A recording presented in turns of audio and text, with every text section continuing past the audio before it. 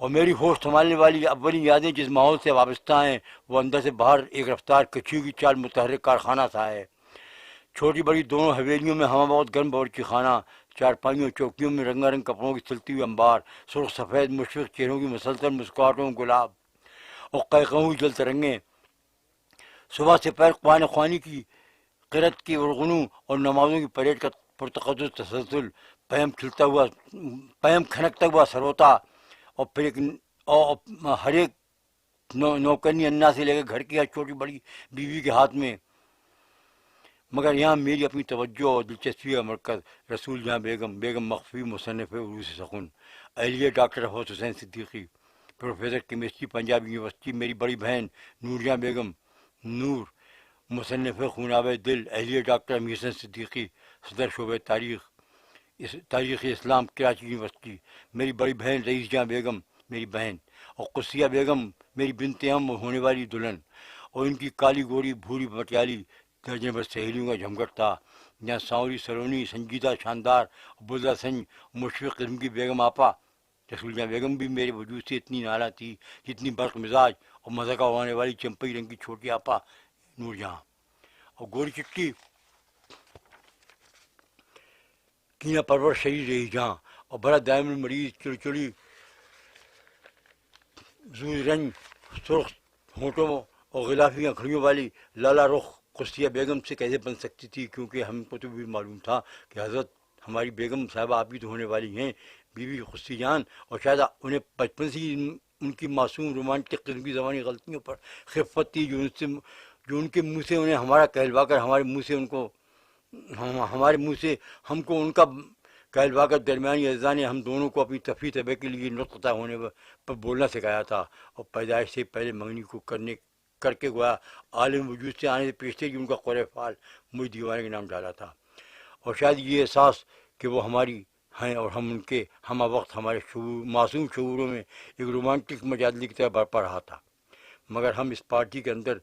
مان نہ مان میں تیرا مہمان، کچھ تو دادی اماں کی پاپوش بردوش سفارش کے بل پر، اور بہت کچھ اپنے ڈنڈے کے زور سے سمجھوتا کیے ہوئے خود ساختہ رکن تھے، اور ہمارے ازالے سے ہی بیچاریاں تو کس شمار قطار میں تھیں، ان کی اینگلو انڈین نو مسلم اتالیق استانی بسم اللہ بیگم بھی عاجز تھیں، جن بیچاری کی ولدیت و زوجیت کا خود انہیں بھی پتہ نہ تھا، اور جب وہ اپنی شعلہ مزاجی سے لڑکیوں کے ساتھ ہمیں بھی ملوف کرنا چاہتی تو ہم ان کی دکھتی نس پر نشتے چھوا کر غریب کو چپ کر دیتے، لہٰذا کچیزہ کاری کے اڈوں سے لے کر ہنڈکلیا کے چولہوں تک اور چوڑیوں کی بکسوں سے گڑیوں کے گھروں تک ہر جگہ دخیل اور ہر ایک حصے میں نصف سے تقریباً دگنے کے جائے شریک تھے۔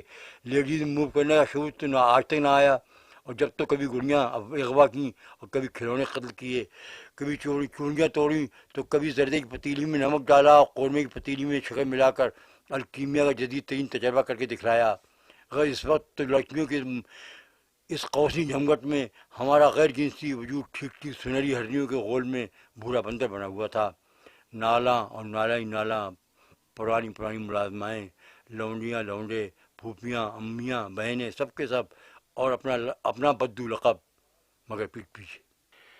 اور باہر دیوان خانے میں چھوٹی بڑی حیثیت کے مہمانوں کی گھومتی ہوئی زنجیر، پلاؤ قورمے دال قلیے اور بیجر باجرے کی روٹی اور مٹر ارہر کی دال اور سرسوں کے ساگ تک بادہ بقدر ظرف لپٹی ہوئی، اس کے برابر گودام کے برابر کے صحن میں خریف و ربیع کے فصلوں کے پہاڑ، بخاریاں کھتیاں نگل کر آہستہ آہستہ اگلتی ہوئی، آم امرود سنگاڑے خربوزے تربوز کے ٹیلے گیان میں ابھرتے اور دیکھتے دیکھتے غائب ہوتے ہوئے، باہر سے اندر کو بہتی ہوئی دودھ شہر کی نہر اور اندر سے باہر کو منست حلوہ کے خوانوں کا دھارا والا رشتہ دیوان خانے اور زان خانے کے راستے پر اپنی اپنی روایتی چال میں متحرک تھا، اور پشاور استبل میں لارڈ سیکسن، انصاف، سمند خاں، قاضی جی، ہیکنی، سر کیمبل، بجلی، قریب پون درجن نسل کشی اور سواری کے گھوڑے گھوڑیاں رنگ برنگے نسل کے Australian waler, thorough English breed, عرب کاٹھیا واڑی اور دیسی ٹٹکو تک، مویشی خانے، گو خانے، بھینسوں گایوں کاشت کے بیلوں کا ایک اچھا سا خاصا غلہ، اور یہاں سے وہاں تک 2-3 روپے ماہوار اور خوراک پانے والے نوکروں کا ایک چھوٹا سا رسالہ، جن میں کھنو شیخ شاید 12ویں پشت میں اپنی مدت ملازمت کے 40 سال سے گزر رہے تھے، اور بہادر جمعدار بھنگی 24ویں پشت میں اپنی بلا انقطاع ملازمت کا 55واں سال گزار رہے تھے۔ رفتار خان جن کے جد امجد غلامی کے دور میں ٹیلے پر آباد ہوئے تھے، اور شاید ان کے دادا قحط میں ان کے باپ و ماں کے مستقل طور پر ڈولی میں داخل ہوئے تھے۔ شروعاتی خان سما جن کو ایک چار روٹیاں ٹھونکتے اور قورمہ بھونتے 35 سال ہوئے تھے،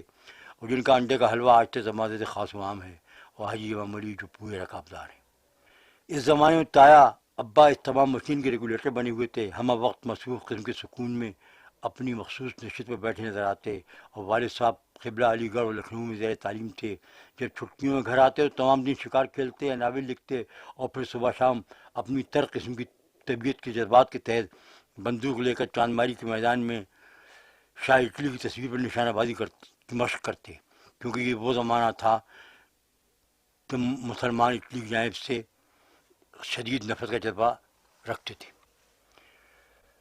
اور اٹیلین ساخت کے مال کا اچھوت کی طرح بائیکاٹ کیے ہوئے تھے، اور دادا صاحب قبلہ اپنی فارسی اور عربی اقدام قسم کے بزرگوں کی چکری کے لیے علیحدہ ایک جانب کو حقوں کے دھوئیں میں بیٹھے علمی مباحث سے شاعری کرتے، اور اس طرح نظام کی تماشائی، اور صبح شام کا ایک بوڑھا نازک خیال شاعر دوپہر سے دوپہر تک خدائی فوجدار بن جاتا، اور اپنے مخصوص کمرے میں اندھیری منصفی کے اجلاس کو گرم کر دیتے، اور ظہر کے وقت تک دیوانی کے چھوٹے چھوٹے مقدمات فیصل کرنے کے بعد نماز کو اٹھ جاتے اور ریٹائرڈ لائف کو مجسمہ دکھائی دیتے۔ اور مرزا غالب کو دشت کو دیکھ کر گھر یاد آیا کرتا تھا، مگر اس زمانے میں ہمیں گھر کو دیکھ کر دشت یاد آیا کرتا تھا۔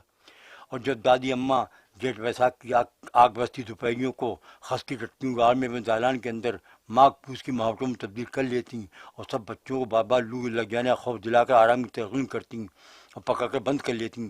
تو ان کی ایک ذرا آنکھ لگتے ہی بلکہ پہلی خراٹے پر ہمارا اس سرد و نم قید کے اندر دم سا گھٹنے لگتا، اور ہم نہایت فنکار قسم کے قیدی کی طرف فرار ہو جاتے،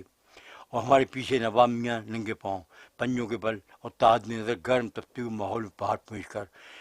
ہمیں ایک اطمینان کا سانس آتا، جہاں سوالے مجتبیٰ، احمد جان، وحیدہ، ننھوا، کلوا، نتھا اور اپنے خاندان اور بستی کے کسان مزدوروں کے لڑکوں کی ملی جلی چکری ہمارے گھر کی جانب بار بار نگاہیں اٹھائے منتظر ملتی، جن میں ہر ایک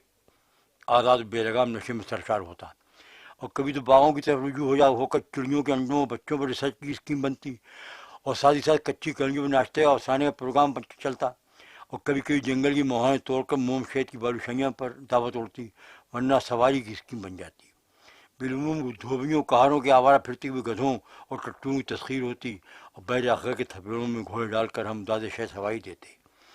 اور ساری دوپہری چڑھتے اترتے ایک دوسرے کو ٹانگ پکڑ گھسیٹتے اور پٹیاں کھا کھا کے پھر سڑک پر چڑھتے، اور جب ٹھنڈا پڑ جاتا اور دوپہر ڈھلے جنگل میں آدمی کی آمد رفت شروع ہو جاتی، تو نہایت اہتمام کے ساتھ ان کی دوموں میں سوکھ ہوئے کانٹوں کا گٹھا باندھ کر اور 2 ہاتھ پیچھے رسید کر کے اس تمام دن کے جامع پر شیطانی نقل کے ساتھ جراثیم کر کے چپکے سے گھر کو ترک آتے، جہاں ہمارے تمام دن اس طرح دھوپ میں بھائی تباہی پھرنے کے سبب اندر دادی اماں کے مزاج کا پارا مئی اور جون کے بیرو میٹر سے ہی بہت اوپر چڑھا ہوا ہوتا، اور باہر بالکل تمام دن کی رویداد کی دھوبی کہار کی نالشی آواز میں تایا ابا کان تک پہنچ چکی ہوتی، اور اندر سے باہر تک دادی اماں پہم مفروری کی طرح اور گرفتاری کے تقاضوں کے معاملے کو ایک اور گہرا وسیع بنا چکی ہوتی، اور شومی تقدیر سے جب کبھی ہم باہر پکڑ لی جاتے تو ہم سے سخت جواب طلبی ہوتی، اور کبھی کبھی خاص اس جواب طلبی کے دوران عین موقع واردات پر منہ پہ سودرے ہماری کوئی سواری جوں کی توں کانٹوں کا گٹھا دم میں گھسیٹتی، خوب نے لیسڑی اپنے بدنصیب مالک کی رہنمائی میں اس تقاضا کرنے آ مرتی، تو معاملہ ایک 111 سنگین کے ساتھ رنگین بھی ہو جاتا۔ آفتاب آمد دلیل آفتاب صفائی گنجائش تو ہماری گردآلود برشتہ صورتوں میں نہ ہوتی، اور پھر یہ عین قسم کا رنگین تابناک ثبوت بغیر شہادت کے ہی بہت کافی ہوتا۔ تایا ابا کی پرخروشیں جھڑکیاں دیتی آواز میں اسے دیکھ کر ایک قضی پیدا ہو جاتی، وہ معاذ اللہ پکارتے، ایک نظر یہ تمام انتظام کے دم کے بالوں میں کس قدر کس کر ببول بلیل کے سوکھے کانٹوں کا گٹھا باندھا ہے کم بختوں نے، جس نے ٹانگیں پٹھے پسلیاں اچھل چھل کر پیٹھ تک کو زخمی کر دیا ہے، ایک سسکائی سے لیتے اور لاہور پڑھتے، پھر فرماتے وہ دیکھو تو بے ایمانوں نے کرایہ کتنا معقول ادا کیا ہے، بیچارہ بے زبان خدا ہی سمجھے گا، موذیو توبہ توبہ، اور پھر ہماری جانب شعلہ شاہ آنکھوں سے دیکھتے اور دانت کٹکھٹاتے، اور کوئی حاضر باز ندیم بلوم امانت اللہ یا قاضی وقار اللہ یا محمد عمر میں سے کوئی برباد پڑتا ہوں، ارے ہم تو 100 بات کی ایک بات یہ کہتے ہیں کہ سارے چھوڑ کیوں دیتے ہیں مرنے کے لیے، اور پھر روتے پھرتے ہیں کہ تمام دن لگے تھا اور تیسرے پیر کو دم میں جھاکر باندھ دیے۔ اور لونڈے تو لونڈے ہیں، جھاکر نہ باندھیں گے تو کیا، راتوں کو تو ہی چاہیں گے۔ پھر ہم سے پرخشونت آواز میں مخاطب ہو کر کہتے جاؤ بھاگو، پھر کبھی ایسا نہ کیا تم ہی جانو گے۔ اور ہم دوسری آنے والی صبح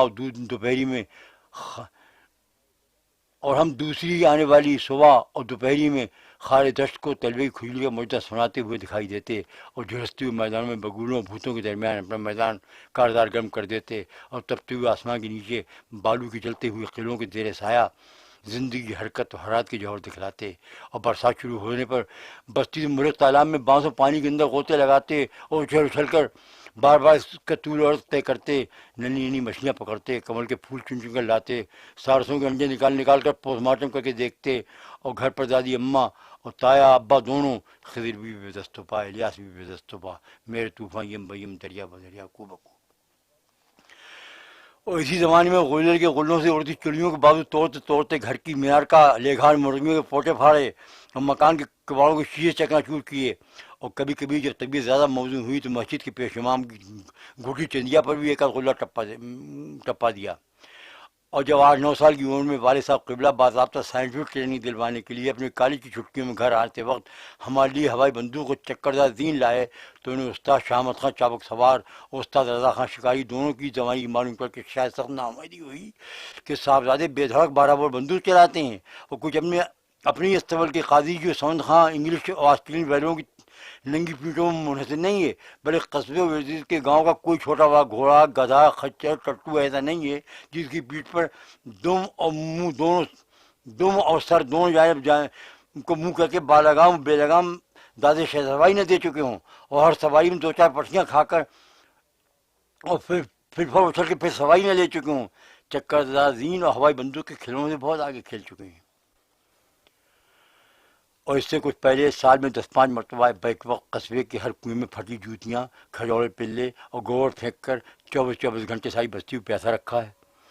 اور مہم کو شوقتے بنانے کے لیے عین اسی موقع پر پیاؤ اور چوپالوں گھروں میں شاشیدن کے مسئلے کی عملی گردان کر دی ہے، اور دوسرے تیسرے پنگھٹ پر عورتوں کے گھڑے چھو کر ہندو عورتوں کے گھڑے چھو کر ناپاک کر دینا اپنا محبوب مشغلہ تھا، اور نہ معلوم ایسے کتنے جرائم کی فہرست طایا ابا کے سامنے پیش ہوتی، مدادی اماں کے دوپٹے کے دامن میں ہم کو اتنی مکمل پناہ تھی کہ ہمارے سنگین سے سنگین جرم پر تعزیر کا پنجہ درکنار پیشے کی پروانگی کی بھی رسائی ممکن نہ تھی۔ اور یہاں تک کہ چت دلاور دزدے کے بکف چراغ دارت جب کبھی دادا میاں والی بھرتو بندوق کی 12 بور کی پورے بھرتو بارود کے پورے پاؤنڈ والی کپی ہاتھ آ گئی ہے تو ہم نہایت فنکارانہ انداز سے دادے آتشبازی دیتے۔ ترکیب کتنی سائنٹیفک، کتنی سادہ و عام فہم تھی، عمل کی قدر سریع و مہیب۔ کپی کی ڈاٹ کھول کر ایک پتلی سی لکیر کی شکل میں دور تک بارود بکھیرتے، اور پھر کسی درخت یا دیوار کی آڑ میں محفوظ مقام پر کھڑے ہو کر اس سرے سے چنگائی دکھلاتے، اور ایک آگ کا سانپ دوڑ کر کپی کے منہ میں گھس جاتا، پورے 100 پھیل بارود کا ایک دھماکہ اور در دیوار ہل جاتے۔ ایک مرتبہ ساری عمر کی شب راتوں کا ایک ساتھ مزہ آ جاتا، مگر یہ دھماکہ تو اپنی غمازی میلوں سے کر دیتا، یہ تو گھر کے ریزی میدان میں یا سڑک پر یا باغ میں ہوتا، اور مزے آنے کے چند منٹ کے اندر گرفتاری کر پکڑی سب کچھ ہو جاتی، اور گھر کے اندر ہمارے بار بار بچنے میں نظریں اترتی، اور ہم کو آئندہ خطرے سے بچنے کے لیے تعذیب ہوتی۔ میں خطرہ تھا تو بارود کے لیے ہمارے لیے کیا تھا، اور شاید اسی لیے بارود زیادہ حفاظت کے ساتھ بند کر کے رکھی جاتی، مگر دادی اماں واری بغیر تھی، ابھی کل کے گرم کیے ہوئے کان ٹھنڈے بھی نہ ہونے پائے تھے کہ دوسری روز جے پوری ساخت کے بھرتو تونچے میں ٹوپیاں چٹکاتے سنائی پڑتے، یا کارتوس کاٹ کر بارود نکال کر رائفل بندوق کی بارودوں کے شعلے کے رنگین فرقوں میں دیکھتے ہوئے کل کے نیلے کان پھر سرخ کیے جاتے، سامان ڈبل لاک میں بند کیا جاتا، مگر ہماری تسلسل کا بار ہوتا۔ 2-3 دن بعد پھر ایک جدید تجربہ کر کے دکھلاتے، اور یوں تو ہر روز عید سے زیادہ شوق اور ہر شب برات زیادہ درخشاں گزرتی، مگر جب سچ میں شب برات آتی تو ہم 2 ہفتے پیچھے سے نہایت اہتمام کے ساتھ تیاریوں میں لگ جاتے، جہاں بعد منچلے سرح تیل میں رکھ کر مثلاً پٹاخ پیستے، اور جان پر کھیل کر کے پٹاخے کستے، رنگین شعلے والی بارودیں بناتے، ہزاروں ہوائیاں بھرتے، اور یہ سب کام مکان کے کسی افتادہ ویران گوشے میں گھر والوں کی نگاہ سے پوشیدہ نیاز خوبیاں انجام پاتا کسی زمانے میں بنگال کی دہشت پسند اپنی بمسازی ایسی کرتے ہوں گے. یہاں تک کہ میرے فتنے جامع عقل و خرد کا تار و پود ایک رامپوری ساخت کی بندوق کی نال میرے ہاتھ میں پھٹی، جس سے نال اور ہاتھوں کے درمیان رہنے والے فورین نامی پردے کی لکڑی اور لوہے کو ریزہ ریزہ کر دیا، اور تھوڑا گوشت میرے بائیں ہاتھ کا بھی لے گئی. اور یہ بھی ہوا ایک تجربے کے سلسلے میں، جب ایک رات والد صاحب نے ذکر کیا کہ ولایتی کارخانوں کی جتنی بندوقیں ہیں وہ سب کے سب پہلے گورنمنٹ ٹیسٹنگ ہاؤسز میں ٹیسٹ کرنے کے لیے بھیجی جاتی ہیں، اور جب ٹیسٹ ہو کر آ جاتی ہیں تو بازار میں بھیجی جاتی ہیں. اور ٹیسٹ کا طریقہ یہ ہوتا ہے کہ جس قسم کی بارود کے استعمال کے لیے بندوق بنائی جاتی ہے اور 2.5 بارود استعمال کرنے کے لیے بازار میں بھیجی جاتی ہے، اسی بارود سے پوری نال بھر کر آگ لگا دی جاتی ہے. اور جب تقریباً 50 گنی بارود کو ایک دم جھونک اٹھا لیتی ہے تو بازار میں 2.5 یعنی ایک مرتبہ میں ایک کارتوس استعمال کرنے کے قابل سمجھی جاتی ہے. ہم نے خیال کیا کہ جب 50 گنا بارود کی جھونک ولایتی ساخت کی بندوق اٹھا لیتی ہے تو رامپوری ساخت کی نال 3 بارود کی جھونک ضرور اٹھا لے گی. 3 کارتوس ادھر کر تینوں کی بارود ایک میں ٹھونس کر اوپر سے ایک بارود 12 بور کی گولی اٹکا کر اپنے کندھے پر تجربہ کر کے دیکھا. اس کا نتیجہ یہ ہوا کہ نال پھٹی، میں باری سخت یعنی کہ ابھی ہاتھ کی پٹی بھی کھلنے پائی تھی کہ زخمی ہاتھ پر ٹیک کر دوسری ولایتی بندوق سے مکان کی تیسری منزل پر کھڑے ہو کر اڑتے ہوئے کبوتروں پر نشانہ بازی دے رہے تھے. اور اس سے پہلے مکتب کے میاں جی کی تمباکو نوشی کی بڑھتی طلب کو متوازن رکھنے کے لیے چلم میں لال مرچیں بھر کر پلائی ہیں، جس کے خمار میں میاں جی نے ایسی فرمائشی درے بازیاں کی ہیں کہ آج بھی جب پروائی چلتی ہے تو مرحوم کی جلاد شخص اللہ بخشے پیٹ کے سامنے اچھل کر آ جاتی ہے. خرید فروخت کے کرتے ہوئے ہندو خوانچے والوں کو خوانچوں میں تھوک دینا، لڑکا دینا اور کبھی کبھی لوٹوا دینا خرید کے ٹرمس کا اہم جز تھا. اور اس کے 2 سال بعد ہی جس دن پرچہ خراب ہوا اس دن سر شامی مجھے اسکول کے دفتر کا تالا توڑ کر امتحان کی بغیر لکھی ہوئی تقریباً کوری کاپی نکال لی اور بعد امتحان کی بھری ہوئی اس کی جگہ رکھ دی ہے. اور جب اسکول کے چوکیدار نے پکڑا ہے تو وہ شاید ہاتھ تو اس لیے نہ لگا سکا کہ قوم کا بھنگی تھا اور ہم چھو جاتے، اور شور اس لیے نہ مچا سکا کہ ڈانٹ پلا کر حلق بند کر دیا تھا. اور میرے والد مجھ کو اپنے انفان شباب کے شوق کا کھلونا بنائے ہوئے تھے. جب گھر پر ہوتے تو لباس تربیت میں بڑی توجہ دیتے. شہر کے اندر ہر جلسے اور پارٹی میں بھانت بھانت کے انگریزی لباس پہنا کر اور نہایت شریف و نجیب شکل بنا کے ساتھ لے جاتے، جہاں ہم اپنے آپ کو اس بحروپ میں سمو کر نہایت سنجیدہ، نیک بخش والے اور شریف النفس عقل مند اور صحیح بچہ نظر پڑتے، اور اپنے باپ کے اقدار اور اپنے لباس و سوئے شکل کی وجہ سے حاضرین کی توجہ اپنی جانب مبذول کر لیتے، اور پھر اپنی حاضر جوابی بلدہ سنجیدگی مجمے پر چھا جاتے. اور یہ سن 16 کا دسمبر تھا. حکیم علی خان کے متعلق ان کی قوم نے دعوی نبوت نے کیا تھا اور وہ خالی حاضر الملک تھے. والد صاحب قبلہ کئی ماہ سے دہلی میں ان کے زیر علاج تھے. میں طیار صاحب قبلہ کے ساتھ انہیں دیکھنے دہلی گیا.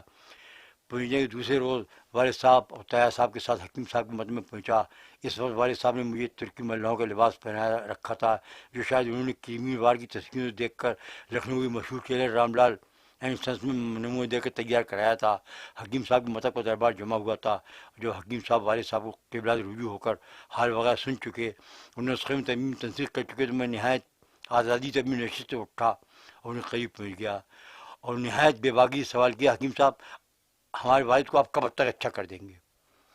حکیم صاحب نے مجھ کو سر سے پیر تک پڑتالا، پھر مسکرا کر والد صاحب کی طرف دیکھا. میری حکیم صاحب سے پہلی ملاقات تھی. وہ شاید پوچھتی سمجھ گئے تھے کہ میں کون ہوں، اور ذرا ٹھہر کے فرمایا، بیٹا ہم علاج کرتے ہیں اور اچھا خدا کرتا ہے. اور یقیناً میں اور شاید کچھ قضا و قدر کے مسئلے بولتا. میں طیار صاحب نے آنکھ سے شاید روک دیا اور چپ رہا. حکیم صاحب نے شفقت کے ساتھ سر پر ہاتھ پھیرا اور بار بار والد صاحب کی جانب دیکھ کر ماشاء اللہ